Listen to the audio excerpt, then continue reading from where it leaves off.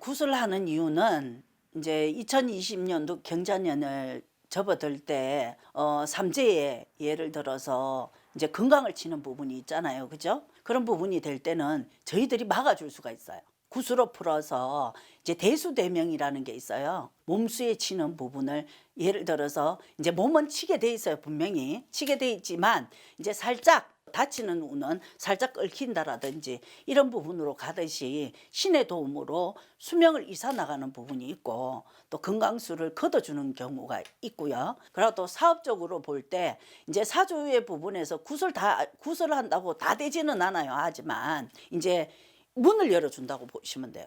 문이 닫혀 있는 문을 열어주면서 우리 제자들이 한 가닥 한 가닥 땡겨서 이끌어준다고 보시면 되는데, 저희는 좀 안타까운 부분이 있어요. 사실은 이래 상담을 하다 보면 돈을 벌고 안 벌고는 이제 중생이 뭐 하고 안 하고에 자기 마음에 달려 있잖아요. 그러면 밥그릇이 진짜 작은 밥그릇은 작은 밥그릇에 그냥 가시면 되고, 또 큰 밥그릇은 우리가 이제 크게 만들어 주기 위해서 빌어놓자 하는 부분인데, 그 부분을 마다하는 부분은 이해를 하는데, 이제 예를 들어서 사주상 볼 때 원래 몸수를 치는 부분이다, 정말로 이 몸을 치기 때문에 구슬로 풀어야 된다, 대수대명으로 수명을 이사야 된다, 이럴 때는 우리 같은 제자의 말을 들었으면 좋겠다라는 부분이 사실은 많아요. 왜 그러냐면 이 몸수를 치는 부분이 그냥 점상을 보고 우리가 죽는다 소리는 사실 못한다 했잖아요. 천지신명의 말씀으로 천기누설이기 때문에 이렇게 당신 아들이 죽어 이런 부분을 못하기 때문에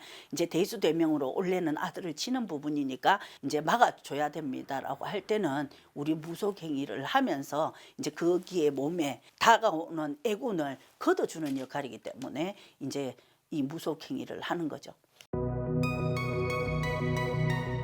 이제 이 돈을 들여서 500이 되든 700이 되든 300이 되든 돈을 들여서 일을 했어요.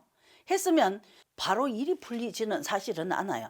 근데 분명히 제자님이 요거는 요렇게 해서 예를 들어서 이제 구슬했어요 하는데, 상업을 열라고 하는데 다른 데 자리를 이동하려 합니다. 그러면 그 이동하는 부분에서 그는 가지 마라, 이제 신에서 이렇게 일러주는 말이 있어요. 일러주는 말을 이제 안 따랐을 때나, 그러고 구슬했지만 우리 같은 제자님을 제대로 믿지 않았거나, 그러고 중심 없는 사람, 예를 들어서 돈 아깝잖아요. 솔직히 500을 들였던 600을 들였던 300을 들였던 구슬했던 부분은 없는 돈으로 못 와서 했던 거기 때문에 금방 대박 난다고 생각하고 금방 그걸 풀었다고 이제 하루 이틀 뭐 한 달이 대박 난다고 생각하시면 그거는 아닌 거고, 이제 우리 같은 제자님의 말을 들어서 한 가닥 한 가닥 풀어나가는 게 이제 이 성풀이 있다고 봅니다. 금방 대박 날 거다, 금방 괜찮을 거다, 이런 부분으로 좀 기다려 주셔야 되는데, 뭐 한 달도 안 돼서 두 달도 안 돼서 우리 같은 부분에 성불이 없다, 또 뭐 구슬해도 소용없다, 이거는 아니라고 봅니다. 저도 이제 공부하는 단계다 보니 지금 24년 됐지만 아직 멀었어요. 저도 이제 세월이 흘러 진짜 죽을 때까지 공부가 이 무속인 공부인데, 이제 단지 이제 할아버지들이 군웅신장이다 보니, 군웅장군이다 보니 귀신 잡아내는 데는 최고입니다. 자살기도 있고 또 조상의 한지, 그런데 이런 게 있어요. 조상은 도와줘요. 도와주고 싶어서 와요. 해가 되자고 오지는 않거든요. 근데 조상에 따라다니는 사자님들이 계세요. 그 사자님들이 해를 끼치는 거고, 그러고 한진 거를 예를 들어서 갑자기 돌아가셨는데 누구한테 말을 못했어요. 못하고 죽었잖아요. 그거를 하소연할 수 있고, 이제 우리 후손한테 내가 이렇게 죽었다 알리고 싶은 마음이 있기 때문에 이 구슬을 하는 거거든요. 그런 부분이 되기 때문에 제가 이 무당으로 하고 있지만 정말로 고맙다. 이제 우리는 이래 신도님들은, 이제 중생님들은 일을 해도 정말 잘하는지 못하는지 모르잖아요, 솔직히. 근데 조상은 알아요.